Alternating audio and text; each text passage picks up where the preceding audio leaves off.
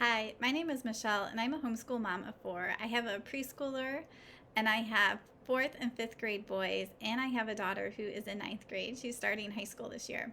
So, this is our 6th year homeschooling. So, today I'm going to share my planner page that I use for each week. So, sort of how I go through the steps. So, I'll walk you through how I do it and how I plan it out, and hopefully give you some ideas, and then you'll be able to hit a link and get a copy of the planner sent to you so that you can customize it and use it for you. So here on my screen across the top you can see I have the days of the week. Now ours are Tuesday through Saturday because we don't do school on Monday because my husband is off, but he typically works Saturdays. On the one I'm sending you, it will be Monday through Friday. And you could also change this and edit the columns wider if you do a 4-day week.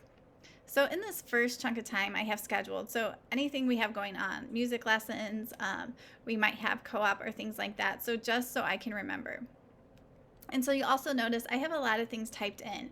So I try to type in as much as I can that I know is going to be the same each week. Because if I have to handwrite it out each week, I just don't do it. So I like to have as much done so that I can just print it off and pretty much go each week. And just, I might add lesson numbers or things like that. But I don't want to spend a lot of time planning each week. So originally this probably took me like an hour to set up and figure out how I was going to do each thing, but it is well worth time. So you can tell here after scheduled, we have morning time. So this is just our normal rhythm. It may not be yours, but we typically have where we do memory work, and we also might do literature or grammar. So the things with my fourth and fifth graders that I am doing with them are in this chunk of time. So I know that this is going to be the same. The first day of the week, I'm going to teach them their memory work. We're going to have a read aloud book, and they're going to make their Latin cards. And I know the next day of the week, we're going to go over that memory work. They're going to make their cards. And so you can tell here I have Bible lesson. I left it blank. So I can handwrite that lesson in so I know where we are, because otherwise I typically forget. They're going to do their Bible worksheet. They're going to do grammar. So this helped me plan out how I was going to do it and not overwhelm each day. Because grammar we're not going to do each day. Read alouds I'm not even doing each day this year. So it just gave me a way to plan it out to not overwhelm our schedule. And after that, our typical next chunk of time is where I would work with my fourth and fifth grader by themselves. So this year they are just doing math and spelling with me. Before they used to read aloud to me, but we're not doing that this year. So I typically leave this blank, and I'll only handwrite something in there if it comes up like, oh yes, I need to remember tomorrow we're going to start this lesson in math. So I leave a blank there, but I don't usually handwrite something unless I need it. And so Dawson is my preschooler. For the most part, I haven't wrote too much. If he wants to do some school, we do it. If not, we don't. But I wanted to leave the blank there in case I wanted to remember to do something with him or some activity that I found. So after we have our morning time and our individual time, we typically move to more of our group subjects. So we have Latin, IEW, which is a writing course, and literature. So I had to think how I was going to spread these out because we are not going to do our writing course 5 days a week. We're not going to do literature 5 days a week. So typically something with Latin, they'll have a little bit each day. But I know our first day was going to be the most. They have a DVD that they watch that's anywhere from 20 to 30 minutes. So I didn't want to have anything else that day. And then the next day, I know we're going to review our chant and review our grammar, and then we can fit in literature. So I tried to separate that where it was, about 30 minutes each day. Sort of an estimate. Some days it will be less or more. Our next subject is science. So we are sort of switching what type of science we do each day. So they're doing growing gears 2 days a week. I'm going to read a nature reader to them, and we're going to have 1 day to do an experiment. So I might handwrite a note in here.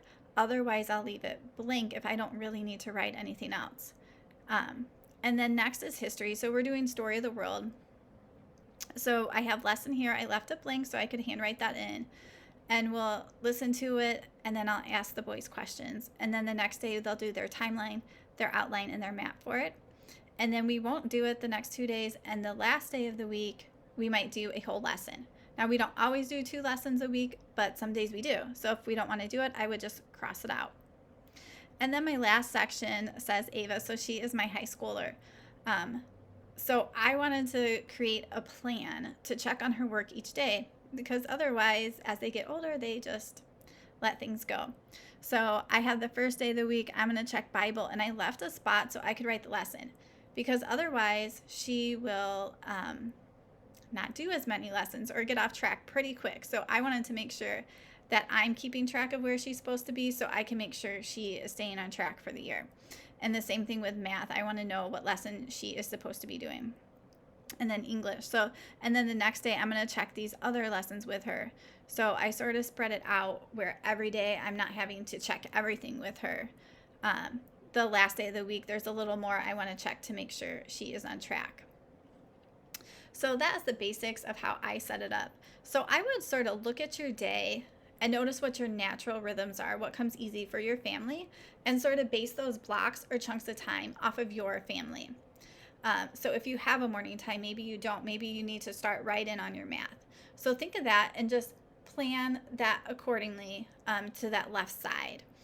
And then you might just need to try things. Maybe you need to try something new, and maybe you need to tweak it a little each week. So I know one day I had like, wow, after we did, I'm like, that's actually took us way longer on Tuesday than I wanted it to. So for the next week, I can just move it over a little bit. So it really helps you to get into a rhythm, not think about it, not have to plan a ton each week. But this is very scheduled. So if your kids are younger or it's just not your personality and you don't want things scheduled each day, then this planner is probably not for you. So I hope you enjoyed that. Go ahead and like this video if it was helpful, and then leave a comment. I also have planners for my kids that are very similar. So if you're interested in that, comment below and I can make a video and share those too. So thanks for joining me today. I hope this was helpful. Follow the link in the bottom to get your free spreadsheet. Thanks.